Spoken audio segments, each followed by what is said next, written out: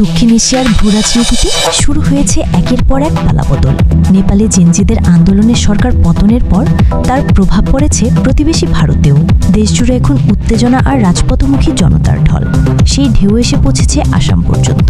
গত 9 সেপ্টেম্বর মঙ্গলবার চাকরি প্রত্যাশীদের আন্দোলনে কার্যত অচল হয়ে পড়ে বিহার।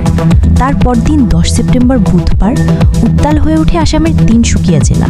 আসাম ট্রিবিউনের খবরে জানা গেছে, সেদিন মুরান সম্প্রদায়ের প্রায় 20,000 মানুষ একসাথে রাজপথে নেমে আসে। হাতে প্ল্যাকার্ড আর স্লোগানে মুখরিত তারা। একটাই দাবি তোলে, অবিলম্বে দিতে হবে তফসিলি উপজাতি বা এসটি মর্যাদা। বিক্ষোভের নেতৃত্ব দেয় all Moran students union AMSU। Talab, Kakopathar ও মারঘেরিটা থেকে শুরু হওয়া কর্মসূচি শেষ পর্যন্ত তিনসুকিয়া শহরে রূপ নেয় বিশাল সমাবেশে। শহর জুড়ে উত্তেজনা ছড়িয়ে পড়ে, বিশেষ করে প্রধানমন্ত্রী নরেন্দ্র মোদীর আসন্ন সফর ঘিরে। আগামী 13 সেপ্টেম্বর তিনি আসছেন আসামে, আর তার আগেই চাপ সৃষ্টি করতে মাঠে নামে সংগঠনটি। বরগুড়ি ইন্ডাস্ট্রিয়াল ট্রেনিং ইনস্টিটিউটের মাঠ থেকে বিক্ষোভ মিছিলের সূচনা হয়। নারী পুরুষ নির্বিশেষে হাজারো মানুষ এতে অংশ নেয়। মুহূর্তেই রাজপথ পরিণত হয় দাবি দেওয়া ও প্রতিবাদের মঞ্চে। সমাবেশে AMSU সভাপতি পুলেন্দ্র বরা বলেন, মোদি ক্ষমতায় আসার দিনই মোরানসহ 6টি সম্প্রদায়কে এসটি মর্যাদা দেওয়ার প্রতিশ্রুতি দিয়েছিলেন, কিন্তু আজও সেই প্রতিশ্রুতি বাস্তবায়িত হয়নি। 10 বছর কেটে গেলেও কোনো অগ্রগতি নেই।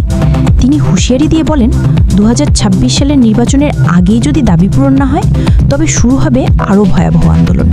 এমনকি সরকারকে 72 ঘন্টার সময়সীমা দিয়ে ঘোষণা দেন, যদি কোনো পদক্ষেপ না আসে তবে 15 সেপ্টেম্বর থেকে শুরু হবে ব্যাপক অর্থনৈতিক অবরোধ। একই সুরে বক্তব্য রাখেন AMSU সাধারণ সম্পাদক জয়কান্ত মোরান। তার অভিযোগ, কংগ্রেস ঠকিয়েছে, AGP ঠকিয়েছে, আর এখন বিজেপিও ভাঙছে প্রতিশ্রুতি। মোরানদের সবসময় রাজনৈতিক খেলোয়াড় হিসেবে ব্যবহার করা হয়েছে বলে দাবি করেন তিনি। প্রধানমন্ত্রীর সফরের আগে চাপ বাড়াতেই এই আন্দোলন, স্পষ্ট জানিয়ে দেন ছাত্রনেতারা।